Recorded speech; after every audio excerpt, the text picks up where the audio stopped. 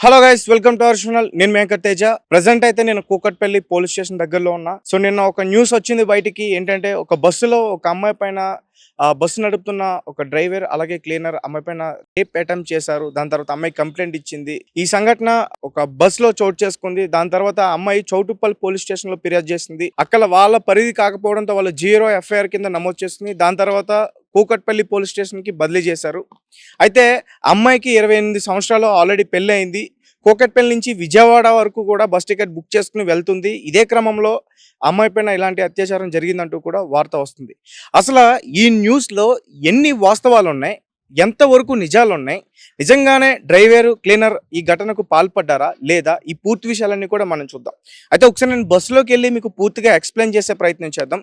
ఎందుకంటే గతంలో కూడా ఇలాంటి వార్త ఒకటి వచ్చింది. ఏంటంటే ఒక క్లీనర్ ఒక డ్రైవర్ ఒక యువతి పైన అతి దారుణంగా రేప్ అటెంప్ట్ చేశారని చెప్పేసి బస్సు కదులుతున్న టైంలోనే అటెంప్ట్ చేశారంటూ కూడా ఒక న్యూస్ వచ్చింది.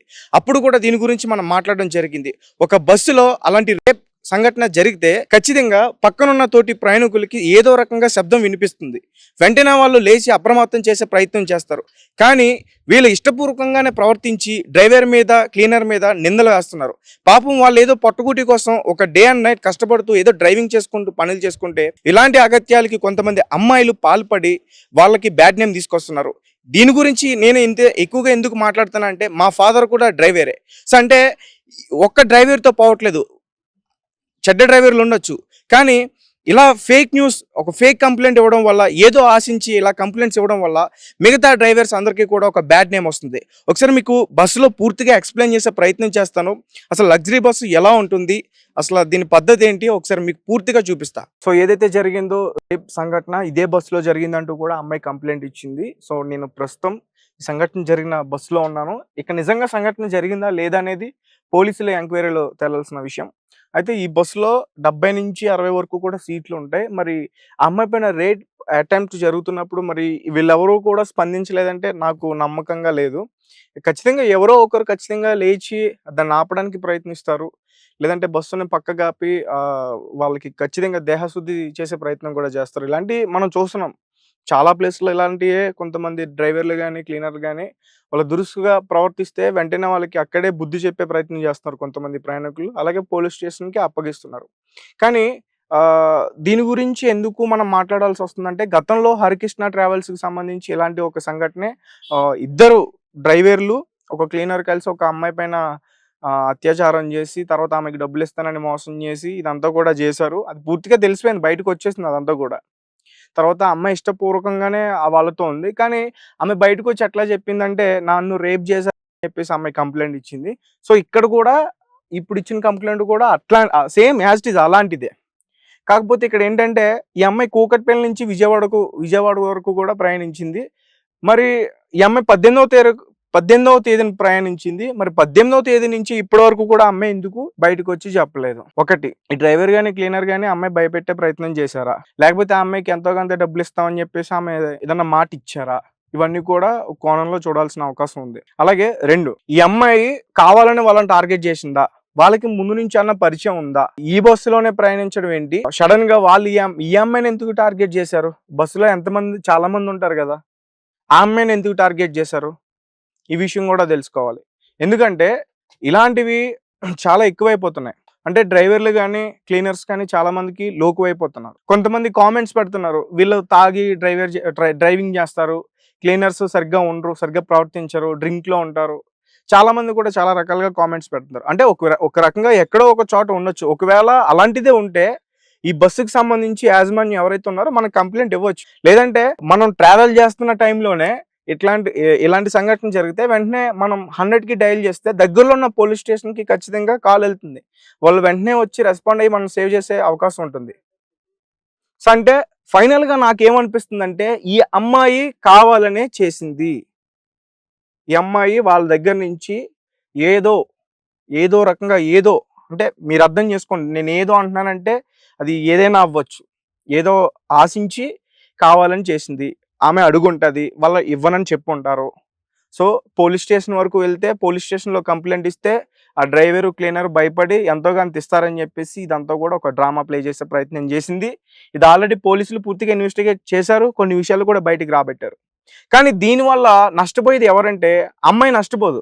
అమ్మాయి మంచిగానే మళ్ళీ వెళ్ళిపోతుంది. ఒక ఫ్రాడ్ కంప్లైంట్ ఇచ్చినా, ఏదో కావాలని చేసినా అమ్మాయి నష్టపోదు, వెళ్ళిపోద్ది.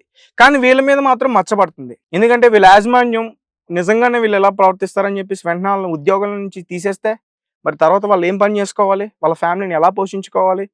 సరే, ఇప్పుడు ఒక అమ్మాయి ఇలాంటి కంప్లైంట్ వాళ్ళిద్దరి మీద ఇచ్చింది. వాళ్ళ ఫ్యామిలీ మెంబర్స్‌కి ఈ విషయం తెలిసి, లేదంటే వాళ్ళ బంధువులకి ఈ విషయం తెలిసి, వీళ్ళు నిజంగానే ఇలాంటి వాళ్ళని చెప్పేసి వాళ్ళు అనుకుంటే, వాళ్ళు ఏదైనా చేసుకుంటే, అంటే ఇక్కడ మనం చాలా లోతుగా ఆలోచించాల్సిన అవకాశం ఖచ్చితంగా ఉంది. ఎందుకంటే డ్రైవర్ కానీ, లేకపోతే క్లీనర్స్ కానీ వాళ్ళ ఫ్యామిలీలు చాలా చిన్నగా ఉంటాయి. వాళ్ళ ఆదాయం చాలా చిన్నగా ఉంటుంది. ఒకరోజు ఎంతో కష్టపడితే కానీ డే అండ్ నైట్ కష్టపడతారు. డేలోనే డ్రైవింగ్ చేస్తారు, నైట్ కూడా డ్రైవింగ్ చేస్తారు. ఒక వారం రోజులు నైట్ డ్రైవింగ్ చేస్తే, ఒక వారం రోజులు పగలు డ్రైవింగ్ చేస్తారు. షిఫ్ట్లు కూడా ఉంటాయి వీళ్ళకి. సో అంటే అట్లా చేస్తూ వచ్చిన డబ్బుతోటి వాళ్ళ ఫ్యామిలీని పోషించుకుంటారు. మరి ఆ అమ్మాయి వాళ్ళ పొట్ట మీద కొట్టినట్టే కదా, మీరే చెప్పండి. ఇప్పుడు ఒక 3 డేస్ 4 డేస్ 3 డేస్ 4 డేస్ అని చెప్తుంది ఆ అమ్మాయి. 4 రోజుల నుంచి ఆ అమ్మాయి ఎందుకు వెయిట్ చేసింది? 4 రోజుల నుంచి మరి ఆ అమ్మాయి విజయవాడ వరకు కూడా వెళ్ళింది. సామర్లో కూడా వెళ్ళాలి అని చెప్పేసి కూడా అంటున్నారు. మరి అక్కడే పోలీస్ స్టేషన్లో కంప్లైంట్ ఇస్తే వెంటనే అక్కడే పోలీసులు వాళ్ళని అదుపులోకి తీసుకునే అవకాశం ఉంటుంది కదా. అంటే పోలీసులు కూడా డ్రైవర్స్ మధ్య కానీ, అంటే నేను ఆ అమ్మాయిని పూర్తిగా తప్పు పట్టట్లే. ఒకవేళ డ్రైవర్స్ కానీ క్లీనర్స్ కానీ తప్పు ఉండొచ్చు.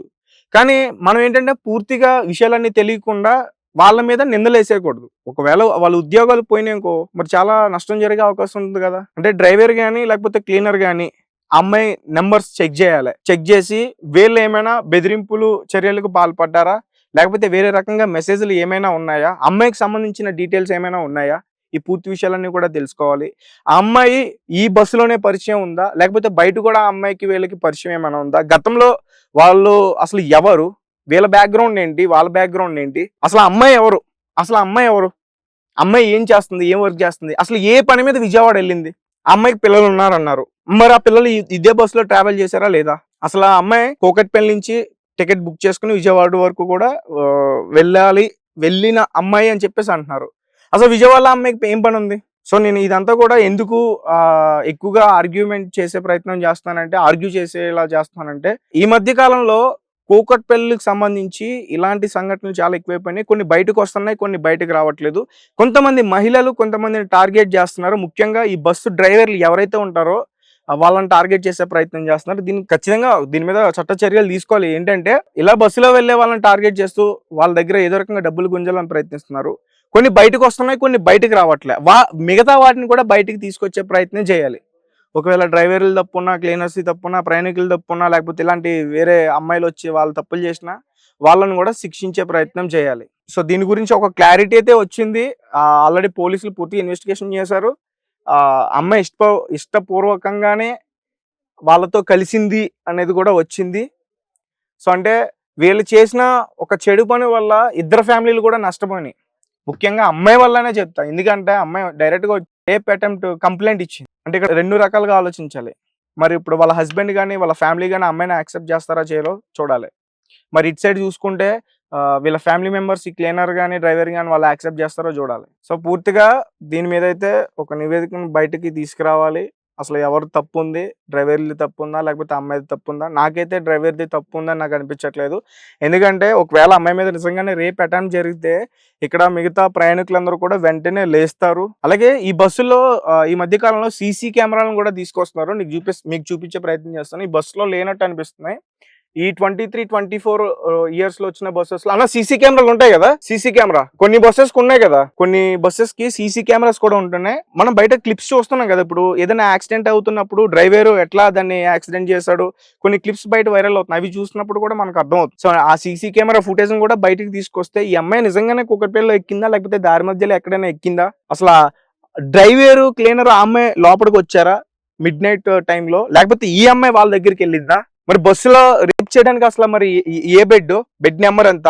ఒకవేళ ఇక్కడ ఆ అమ్మాయి మీద అగత్యానికి పాల్పడితే ఈ కింద ఉన్నవారు కానీ లేకపోతే ఈ పక్కన ఉన్నవారు కానీ ఈ వెనకాల ఉన్నవారు కానీ ఖచ్చితంగా చప్పుడు వస్తుంది. లేకపోతే డ్రైవర్లో ఉన్న అమ్మాయికి మత్తు మందు ఇచ్చేసారా, ఒకవేళ అలా లోపలికి వచ్చి మత్తు మందు ఇచ్చినా సరే ఏదో రకంగా పక్కన ఎవరో ఒకరు చూస్తారు. సో పూర్తిగా రిపోర్ట్స్ అన్ని వచ్చేంత వరకు కూడా మనం ఎక్కువగా మాట్లాడకూడదు దీని గురించి. అసలు తప్పు ఎవరిది అనేది కూడా బయటకు తెలియాలి. ఒకవేళ నిజంగానే అమ్మాయిది కావాలని చేసింది, ఫ్రాడ్ చేసిందంటే అమ్మాయి ఖచ్చితంగా శిక్ష పడాలి. అమ్మాయి పేరు ఖచ్చితంగా బయటకు రావాలి, అమ్మాయి ఫోటో కూడా ఖచ్చితంగా బయటకు రావాలి. తెలియాలి కదా ప్రజలకి ఒక అమ్మాయి ఎట్లా ఇలాంటి సంఘటనలకు పాల్పడుతుంది, ఇలా బస్సులను టార్గెట్ చేస్తుంది. బస్సులే వాళ్ళ టార్గెట్, అయితే డ్రైవర్లు లేదంటే ప్రయాణికులు టార్గెట్ చేస్తారు, సంపాదిస్తున్నారు. సాధారణంగా ఇలాంటి సంఘటనలు మనం ఓయోలో చూస్తున్నాం. రీసెంట్ డేస్ లో ఓయోలో సీసీ కెమెరాలు పెట్టి ఇలా బ్లాక్ మెయిల్ చేసి కొంతమంది డబ్బులు గుంజుతున్నారని చెప్పేసి. కానీ అమ్మాయిలు మాత్రం సారీ, నేను ఇక్కడ అందరు అమ్మాయిలు అనట్లే, కొంతమంది అమ్మాయిలు మాత్రం ఇలాంటి సంఘటనలకు పాల్పడి డబ్బులు సంపాదించడానికి ప్రయత్నిస్తున్నారు. సో దీని గురించి మహిళా సంఘాలు కూడా రెస్పాండ్ అయ్యి ఎవరైతే ఇలా చేస్తున్నారో వాళ్ళకి ఖచ్చితంగా మీరే దగ్గరుండి శిక్షలు వేయించాలని చెప్పేసి మా ఛానల్ తరపు నుంచి మేము కోరుకుంటున్నాం. సో డ్రైవర్లు అందరికీ కూడా క్షమాపణ చెప్పాలి. అందరు డ్రైవర్ని తిట్టడం కరెక్ట్ కాదు. ఎవరో ఒకరు తప్పు చేస్తారు, వాళ్ళకి శిక్షలు పడితే వాళ్ళని ఊరికే వదలరు. అందరినీ తిట్టడం కరెక్ట్ కాదని నాకు అనిపిస్తుంది. Thank you for watching. Thank you so much.